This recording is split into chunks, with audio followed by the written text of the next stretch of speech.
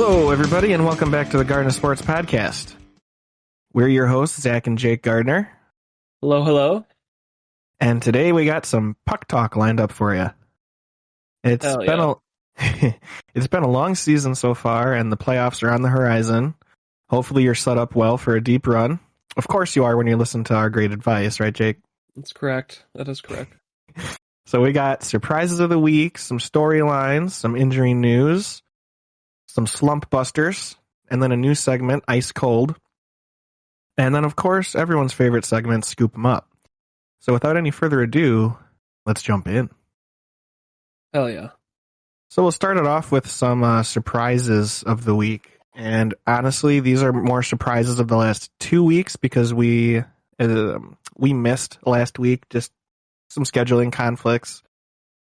We both, Jake and I, do this in our limited free time. Both of us work full-time jobs, and honestly, both of us work overtime jobs. And we fit this in just because we love fantasy sports, and so it doesn't always work out. Sometimes there's just too much life happening at once, so we just weren't able to do last week. So we hope you all can forgive us.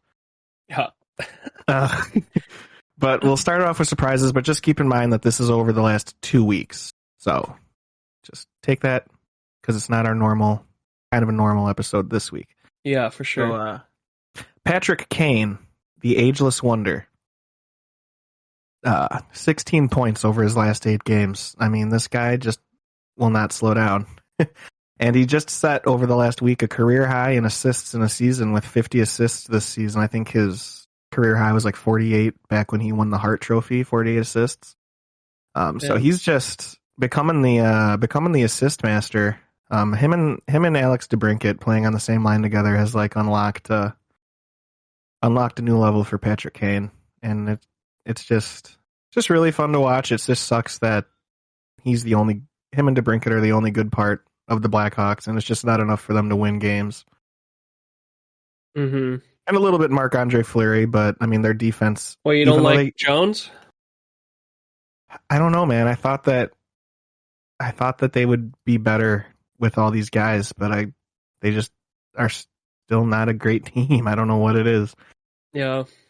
But at any rate, we'll move on from Patrick Kane, the ageless wonder, to Anders Lee on the New York Islanders. Kind of been having a really slow season, but he's got 11 points in his last 7 games, finally breaking out of his funk, so definitely caught my eye there. Mm-hmm. And then Dylan Strome, another Blackhawk, another wayward Blackhawk that was kind of lost in the desert there for like the last year and a half, but finally looking good over the last like few weeks. This is definitely his strongest season in a few. He's got 12 points in his last 8 games. He's looking like a true top 6 forward. And as of today, when we're recording this on Sunday, the trade deadline, I believe, is tomorrow, the 21st. So maybe he gets traded right before the deadline. I mean, I don't know. They've kind of been bumping up his ice time and putting him in good spots, and he's been looking pretty good. Maybe they're trying to trade him, get another first-round pick or something. Okay. And then Jacob Chychrun. I had a whole bunch of stuff typed up to talk about this guy with, and he gets hurt. Yeah. He was finally breaking out of his big slump and playing great and got injured. He'll be back. All my stuff is for naught. I know, but I had it for this week. It says to keep him out more than 2 weeks, but still, for fantasy playoffs, you want to hold, right? So basically, I had a whole bunch of stuff as to why I add him right now. Like we'll go over. We'll talk about that when he's coming back, like more. But like just for right now, just to save some time, scoop him up for if you have a free IR spot. Definitely add him right now. But if not, we'll be talking more about Chychrun when he's about to come back for sure. And then also surprising on the Blackhawks, Brandon Hagel, 7 points in 5 games before he was traded to the Lightning. And I don't know if you saw that trade, Jake. I can't believe what they got for Hegel. They got 2 first-round picks. Oh, yeah, I did see it. Yep. Not for this year. They're for next year in 2024. But still, 2 first-round picks for Brandon Hagel. I mean, as much as I like Brandon Hagel, you make that trade every day of the week. Mm-hmm. And really, the Lightning just did it because they think that he can solidify their depth for another they want a three-peat So, we'll see if they can do it. They could do it. They could, bro. Right? I mean, Yeah, I mean, they definitely could. But we'll be talking more about Brandon Hagel here in a little bit when we get into storylines. Which here we are in storylines. So let's start it off. My first one I wanted to talk about. My God, dude. What? First off, just for everybody listening, this is a monstrous list. So Austin Matthews, Hart Trophy? ? He, as of 2 weeks ago, was the number one center in my hockey league over McDavid. But since his 2-game suspension and they didn't play a lot of games, McDavid has since taken it back. But for like 4 days, Austin Matthews was the number one center in the hockey league, and he was like the number one overall performing hockey player in my whole league. He's having an insane year. One of his best years, and I think he's still very young, and I think this is just going to continue for, who knows, at least the next 5-10 years. One of the top players in the league, and I mean, when you got a guy like McDavid's not going to win the Hart Trophy every single year. I mean, he's by far the best player in the league, but I mean, Austin Matthews is having a great season in his own right, and he's got 46 goals, 33 assists, 79 points in 57 games, 23 power play points. He also, one thing that a lot of people don't realize about Matthews is he's a very good defensive player too. Like, he's also in the Selke Trophy running for the best defensive forward. And I don't think a lot of people realize how good he is defensively. He plays on a penalty kill. He also gets hits. He has 50 hits in 57 games, almost a hit a game. And he also 43 blocks. And that's 23 blocks more than Connor McDavid has. Connor McDavid doesn't really play that way. But McDavid is willing to Austin Matthews is willing to play like that defense, which I don't think a lot of people realized about him. Everyone kind of assumes that he's just sets up on the circle and just waits for a pass for getting goals, and that's just not the case. He has a really good all-around game, which they do take into consideration for the Hart Trophy. So I wonder, do you think he could possibly win it? God, I'd have to look more deep into their stats. I haven't put them like side by side, but I feel like it's Connor McDavid. Always. Yeah, I mean, Connor McDavid's at over 90 points already. He's got like 12 more points as of right now than Austin Matthews. But Austin Matthews has more goals. Austin Matthews could score I think he's on pace for like 65 goals this season. Which that's fucking nuts. McDavid, maybe this was last year. It says McDavid has 474 points in 354 games. Oh, this is compared to their whole careers. Total, yeah, whole careers. I'm trying to find one. I mean, it's definitely between the two of them. Yeah. I don't know. Yeah, continue. I'll find something. But no, Connor McDavid has 35 goals and 55 points in 61 games played. He has 90 total points. So I mean, he's just McDavid gets a lot more assists. He's still going to be a 40+ goal scorer, but he's not going to be scoring as many goals as what Matthews does. The two of them are kind of different. Like, Matthews is more a scorer, like pure goal scorer, and McDavid's more like just points, total points. But yeah, I mean, I think there's definitely a good chance Austin Matthews can win the Hart Trophy. So we'll just see if they do it. And then going on to I want to talk about the Norris Trophy. Kale Mccarr, just insane. Okay. He was leading all defensemen, but then this week Roman Josi went off. But Kale Mccarr is leading all defensemen in goals. He has 22 goals, leading defenseman. And then he's second among defensemen in points with 69 points as of right now. It's really, it looks like it's coming down to him and Roman Josi for the for that trophy. For the Norris? For the Norris. Okay. It's just insane, man. Kale Mccarr looking like the real freaking deal. 22 goals. That's crazy. Who's got him? Max, I think. Or no, Sean. I think Sean does. Oh, wow. Sean Burke. Yeah, great player. He has Wow. Mccarr. He has Mccarr and Hedman, I believe. Wow, he is going off. Oh, Yossi is going off too, though. Yeah, Oh my That's what I'm gosh. saying. It's between Mccarr and Yossi this year, and those are like I think those are the two best defensemen in the league, Mccarr and Yossi. Not Fox? He's good too, but I don't think compared to these two that he's. Yeah, not the same year. Yeah, I mean he's got a shit ton of assists. Mm-hmm. These two guys score goals too, which is pretty crazy. Like, that they're having like there's players there's forwards on most teams that don't score Mm-hmm. 25 goals in a season. So Yeah, it's pretty that's crazy. insane. Wow. Yeah. So then wanted to mention that just Mccarr, crazy. And then Jacob Markstrom, I think he has a good chance to win the Vezina trophy. Kind of out of nowhere, leading goalies in a lot of stats this year. Just pretty Mm-hmm. crazy. I just wanted to mention that I think Markstrom definitely is going to be in the running for the Vezina, and I don't think anybody would have called that at the beginning of the season. Mm-hmm. Wow. And then another thing I wanted to bring up, Noah Dobson. He's finally turning into a stud. Like a lot of Mm-hmm. people thought that he would over the last like couple seasons. He's finally putting that all together. He's looking very, very good. Got him on my team. I picked him up like a month or two ago, like about a month ago. And ever since I did, he's been really going off. He over his last what is that? Over his last 10 games, he's got about 12 points. Mm-hmm. And he just keeps racking up assists, getting power play points. He's looking very good, man. He's up to a 4 average on the season. You He's holding just him? yeah, I don't know, man. I think I might because I think he's going to be a great defenseman like for years to come. So he's not but he's not a rookie. Didn't you say rookie? He's not a rookie. We're not going over He's a rookie of the year? second year guy. No, Okay. yeah, we're gonna talk about that another time.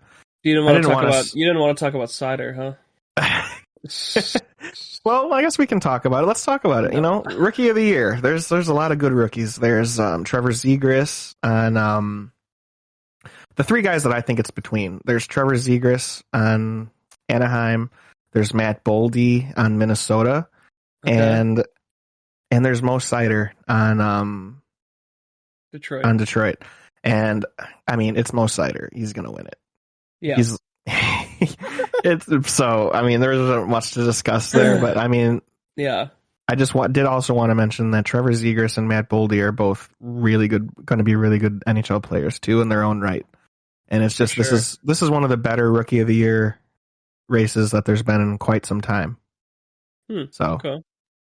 yeah, and then Nice. well, there's a ton of storylines to go over with trades. So yeah, Yeah, run it through, man.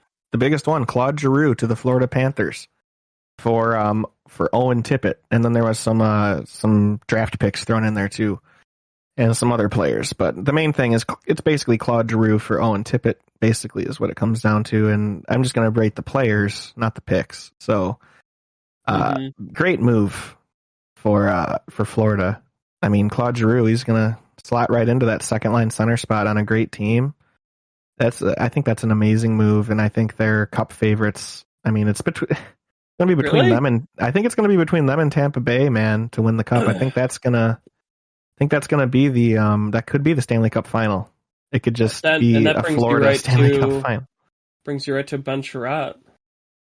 And then it brings you right to Ben Sherratt too. They also got Ben Sherratt for their defense, and they already have a pretty stacked defense. So I think Ben Sherratt's really just it's gonna help, obviously, but I don't think he's gonna be getting like power play time or anything like that. But he's a great player to have. I mean, he's like when Ben Sherratt's like your fourth best defenseman, you got a fucking good group.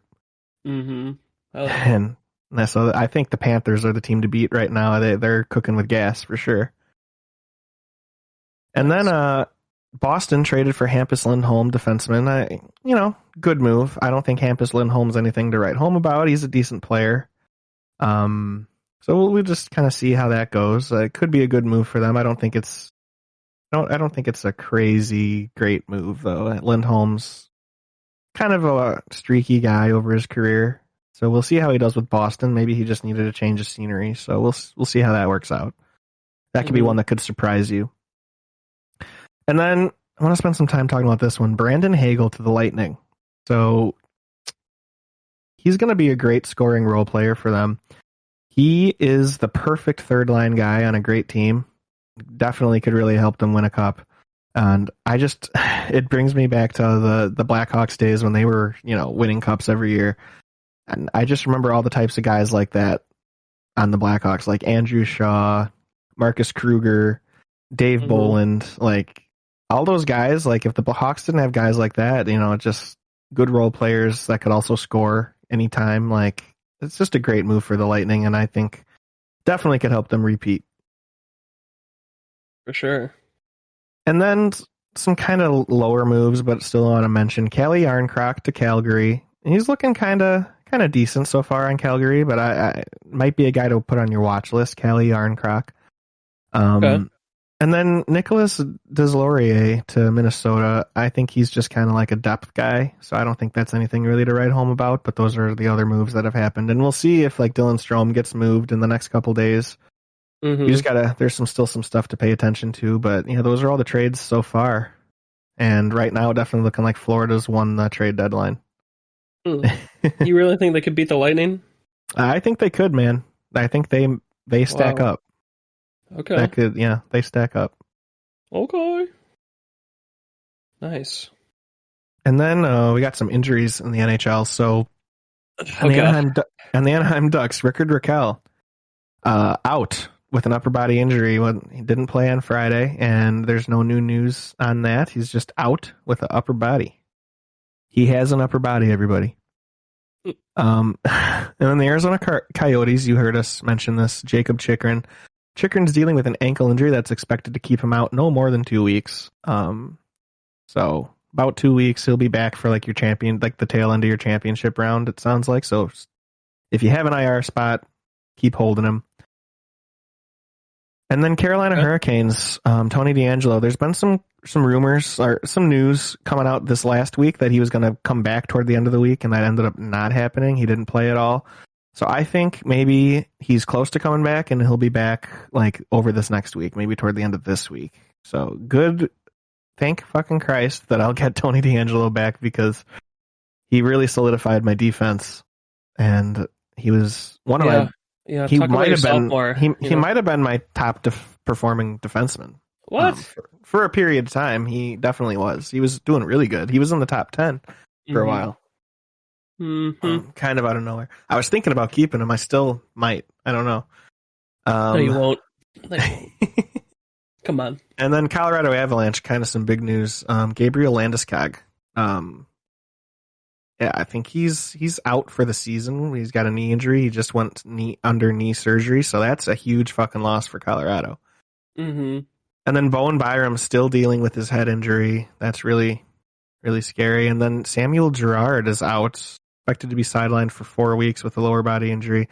I mean, I hope that they can get Girard back for the playoffs, because he really helps solidify that D. Love that D. And then the Columbus Blue Jackets, Boone Jenner. Jenner's been placed on injury reserve and is considered week to week with a back injury. Hopefully that doesn't need surgery. I mean, Jesus. And then Alexander Texier was granted with indefinite leave of absence for personal reasons. So he's on injured reserve with finger injury for personal reasons, though that's kind of weird. Dallas Stars, Braden Holtby, goalie, out. Doesn't give you anything else. And the Detroit Red Wings, Jacob Vrana came back. And Jake can tell you all about that one, huh, Jake? Well, yeah, no, first two games he had 3 goals, it was looking really, he's still great, don't get me wrong, but then the last 4 games, no goals, no assists, and his minutes have gone down, so I don't really know what the plan is for him, like maybe you can talk more on that. I'm still holding them right now, but, they're just trying to get him. They're trying to get him up to speed. I mean, he's a top line talent. So he should do good in fantasy still, or no? He should still be good in fantasy. Yes, definitely. Okay. I mean, because when he first got traded to Detroit, he played for a couple of weeks with them before he got this injury that kept him out all offseason and everything. Okay. He was a trade deadline guy last year, and was looking great with them. And that's why I kind of had him on my radar all year, waiting for him to come back this season. And so I like the Jacob Vrana move that you made a lot. So it's good that he's back. And then Florida Panthers, Aaron Ekblad. He's only day-to-day, thank Christ. His lower body injury appears to not be as serious as initially feared. So good that they're going to get Aaron Ekblad back going into the playoffs. That's fucking huge. Mm-hmm. If they want to match up with the Lightning, they definitely need Aaron Ekblad to kind of help shut down Victor Hedman. Gotcha. And then the LA Kings, this guy's not fantasy relevant, but I just want to say this name, Tobias Bjornfot. They got him from the mountains of Sweden. Oh my God. So yeah, he's out. No news on Tobias Bjornfot. Dustin Brown on injured reserve with an upper body injury. That not looking good. And then Drew Doughty also on injured reserve, but remains day-to-day with an undisclosed injury. So hopefully they can get those guys back, especially Tobias. They need him. Mm-hmm. Montreal Canadiens. I don't know why I just said Montreal Canadiens, because I'm looking at the guys on injured reserve and they're not fantasy relevant. So we'll just move right on. New Jersey Devils, Pavel Zacha, out. He is an upper body injury. He's not going to play Saturday versus Edmonton. And then Mackenzie Blackwood still has that damn heel injury. When the hell I don't even know if they're going to bring him back. It's what a lot. What the fucking Blackwood, man. The last 2 seasons, just a huge letdown.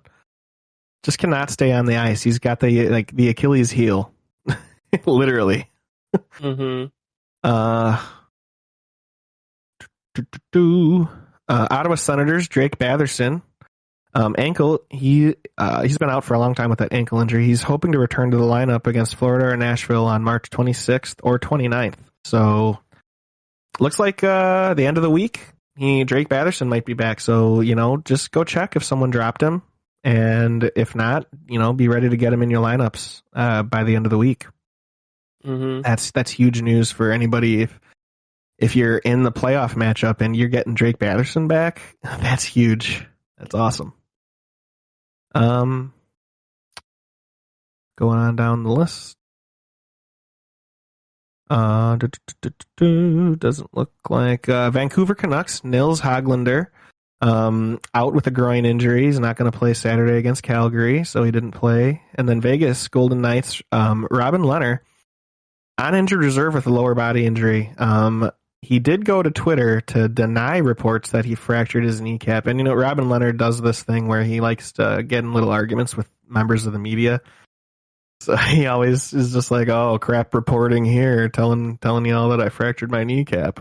What I really did was dislocate it, so they don't know. Like, he always does little stuff like that where he just gets so pissed off at the journalists. He's just kind of a goofy dude. And then Washington Capitals, TJ Oshie's out, considered day-to-day, so hopefully be back soon. That'd be huge for Washington. And that's your injury news, everybody. Hell yeah. We made it. So now we'll break into kind of a new segment we've been doing that I kind of like. I think I might keep it. Slump Busters. So first on Slump Busters, we got Dylan Strome. He's heating up, 12 points in his last 8 games. Good to see. You love to see it. I think the Blackhawks are trying their best to trade him and just accumulate picks is what they're trying to do. Anders Lee, 11 points in the last 7 games. Looking like he's breaking out of that funk that he's been in all season. And then Rasmus Anderson, the defenseman on Calgary, 8 points in the last 7 games. He got cold for a little while there. Good to see him back. He's still getting the top line power play time on Calgary. So, eventually points were going to start falling again. And then Rob Thomas, he was heating up a lot before his little injury. He was actually starting to score some goals and get multiple point games.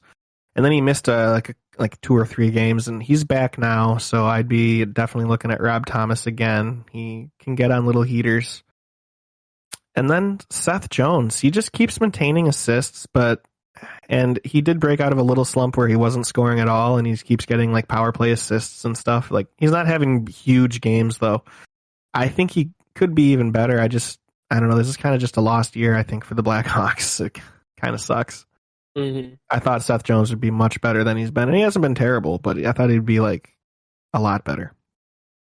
And then Quinn Hughes, 9 points in his last 8 games, finally looking like a true stud. I'm debating on whether I should keep this guy next year. I mean, he just had some injuries, and he just wasn't scoring a lot in the middle of the season, but now since he came back from his injury, he's looking great. And then Philip Forsberg, this guy is on a fucking tear just this season. The whole season, he's going crazy. 14 points in his last 8 games. Looking really good. Philip Scoresberg. Mm-hmm. And then Lawson Krause, 8 points in his last 7 games. Him and Arizona are scoring a ton. So, yeah, definitely a lot. And Lawson Krause is only 10% owned, too, which is fucking nuts. He needs to be picked up. He's averaging almost 4 points in our league, Jake, and he's only 10% owned. Wow. And then Bo Horvat, 10 points in his last 7 games, breaking out of his like kind of season-long funk. And then Josh Bailey, 7 points in his last 6 games. Another guy on the Islanders that's finally starting to break out of like the Islanders just whole team fucking scoring drought. And then Nikolai Ehlers, he has 8 points in 8 games since his return from his injury like 2 weeks ago. He's definitely a player to watch for a second half resurgence. He could be one of the stronger second half players because he's such a good player and he missed so much time. This guy is a guy to watch for, being a really high scorer over the second half. And then Mikko Koskinen, getting almost all the starts now in Edmonton, getting wins, looking pretty good, putting up some good stats. Definitely a goalie that might be must add right now. Mm-hmm. So yeah, those are all the guys that are broken out of slumps and guys that are hot right now. And now we'll break into a new segment, Ice Cold. So these are guys that obviously, from the title, have not been scoring too good right now. So we're going to just mention a few that I found.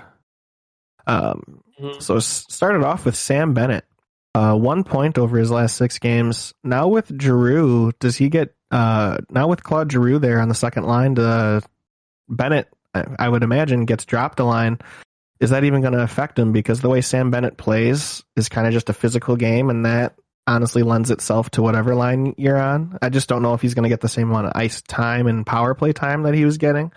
So I don't know. This might be a time to start fading Sam Bennett. Maybe even drop him if you don't think that it's gonna. You don't think he's gonna do anything over the next few weeks. And then Anthony Cirelli, 1 point in his last 5 games. Does Brandon Hagel help him break out of his slump that he's in? I definitely think it could. Cirelli, Cirelli and Hagel on the same line. I mean, that's gonna open some things up for the whole team for sure, because the two of them are very good defensive players. Well, I did just offer him to you in a trade. Oh, look at that. So you could have your boy Cirelli here. Okay. And then Shea Theodore, 1 point in his last 8 games. I would imagine he's going to break out of this at some point. The whole Vegas team is struggling, so if they can break out of it, Shea Theodore is going to be one of the guys that comes out of it first for sure. He's like their top defenseman. So 1 point in 8 games is kind of shocking for him with all the firepower they have on that team. And then Andre Palat, 1 point in his last 9 games, looking terrible really. And he had such a good start to the season.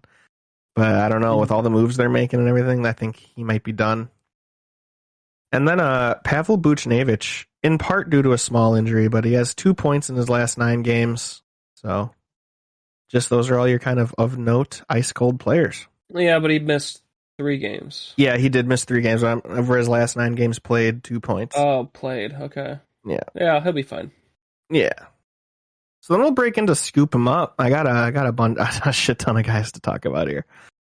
So Nico Dawes, young goalie on New Jersey, kind of came out of the gates like guns ablazing, looking very, very good. And then Jake picks him up and he ends up sucking. So do you think Nico So why Dawes is is he a on your must-add? why is he on your scoop list? Just because he's getting volume and New Jersey's a Top of your scoop list. pretty good team, he's getting some scoring volume. I mean, he's getting some volume, like he's getting still most of the starts. So do you think that there's still a reason to pick him up because he's getting all those starts? Like he's going to put some good games together. I don't know. 2 real bad games in a row. Goalie, sure. If you but definitely need a goalie, I mean, he might be a guy. There's some other goalies out there. There are. We're going to talk about a few. Yep. And then TJ Brodie. So I wanted to talk about this guy. He's a defenseman on Toronto.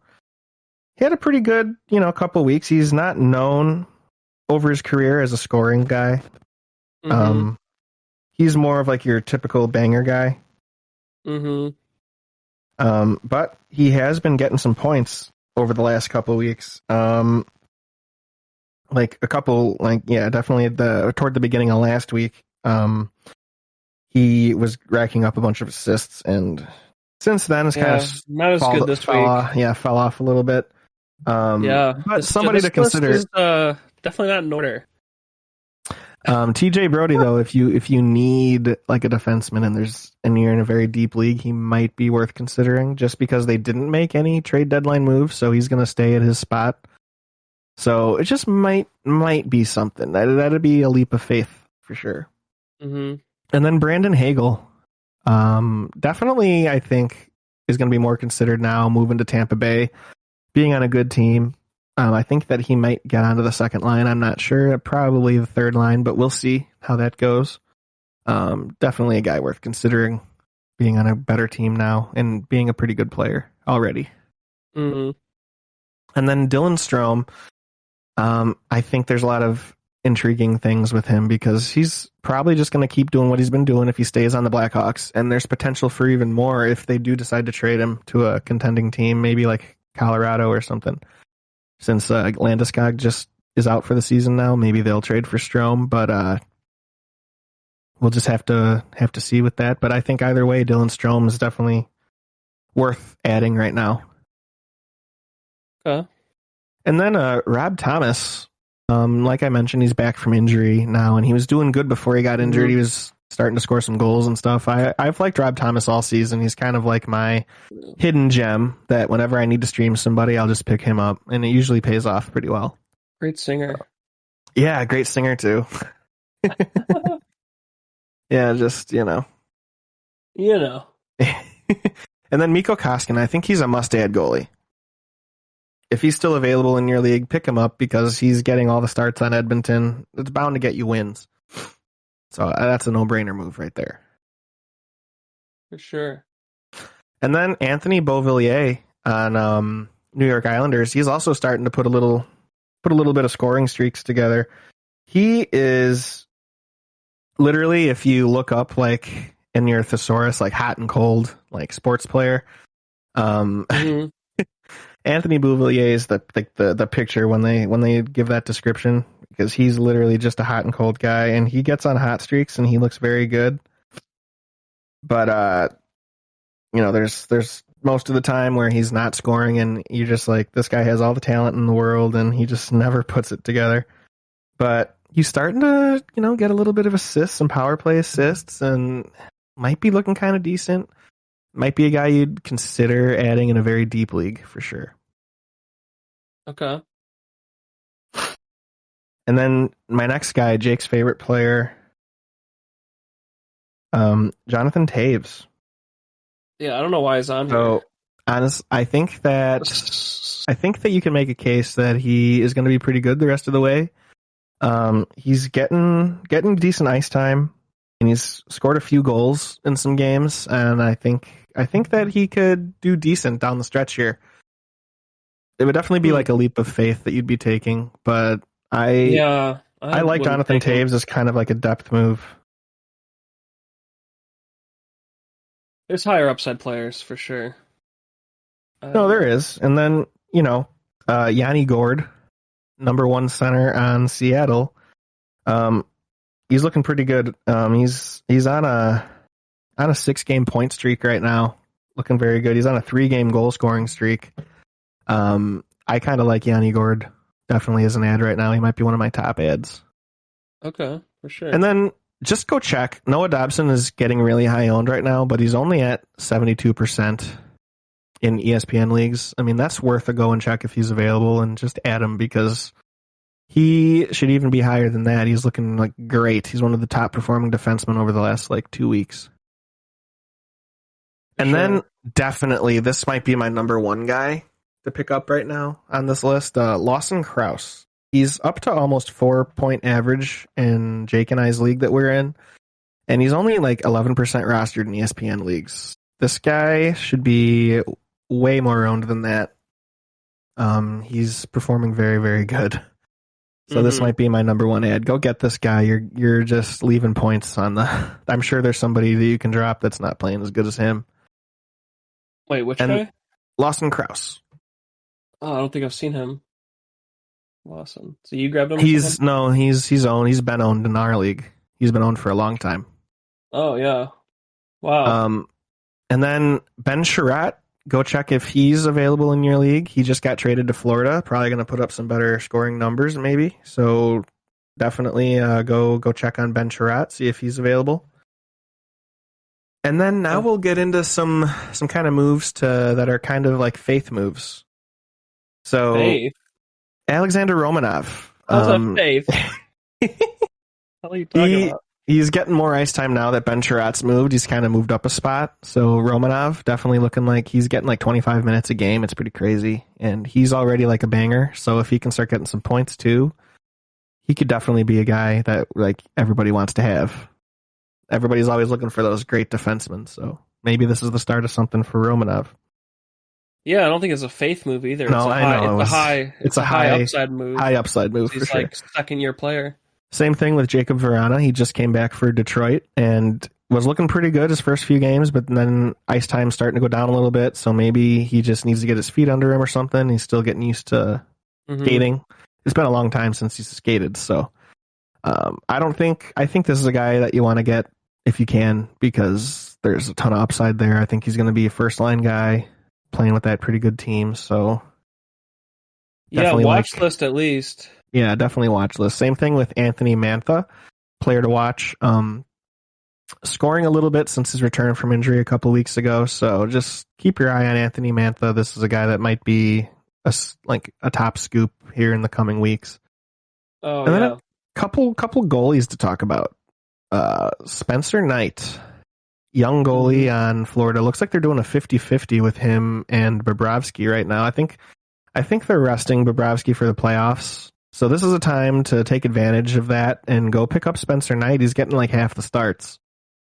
So go pick him up. He's putting up great fucking stats. He's looking really good whenever he plays. Might be worth it. And then lastly, Mike Smith. So I'll let you take this one, Jake. Tell us about Mike Smith. Okay. Yeah, so Mike Smith finally back from injury, and he had a really good game. Unless he just wasn't starting, maybe he wasn't hurt. But yeah, 27 saves and 28 shots. And he was the starter before Nico. He had the title, so maybe he could win it back. I don't know. I think he just needed more time to rest, and so he was available to play, but they were playing Koskinen. But it could become a 50-50 split again, so I don't see why you couldn't grab him as a deeper, bottom goalie. He's not one of your main two, but a good third. And then I just saw this other goalie, Eric Kalgreen on Toronto. Yeah, who had a couple real good games. I'm guessing he's a rookie without a profile pick here, but yeah, he's a young guy for sure. But they're a team that they're just rebuilding, right? Am I wrong? Yeah. All okay, right. so they might. No. Oh, Toronto? Yeah. No, Toronto. They're one of the top teams. Okay. Well, they're really good. I think they were holding out Peter Mrazek because I think they were trying to trade him. Okay. So they were giving him some time. But that Peter Mrazek as of now has not been traded. So I think Colligren's going to get sent back down here anytime. Okay, well, I just saw he was heavily grabbed. He had a couple really good games, so maybe, I don't know, maybe they're wanting to try him out. Yeah. I don't think it's something that's going to last. Okay, for sure. But definitely worth keeping on your interested in list or whatever, on your watch list. But yeah, no, that'll do it for hockey. I mean, thank you for listening, everybody. Hope that we've helped you out with, making some tough decisions and telling you about some guys that are to go try and get. And yeah, we'll catch you. We'll catch you next week. Just remember to obviously give us the follow on social media. Go on to Facebook, facebook.com/Garden of Sports Podcast, or Instagram.com/Garden of Sports. And we're also on Twitter, twitter.com/GOSPod2021. Give us a follow. You won't regret it. And obviously, hit that subscribe button, hit that notification bell for YouTube, and get all the latest updates on when our videos are dropping. And thank you all so much for listening. Thank you, everyone.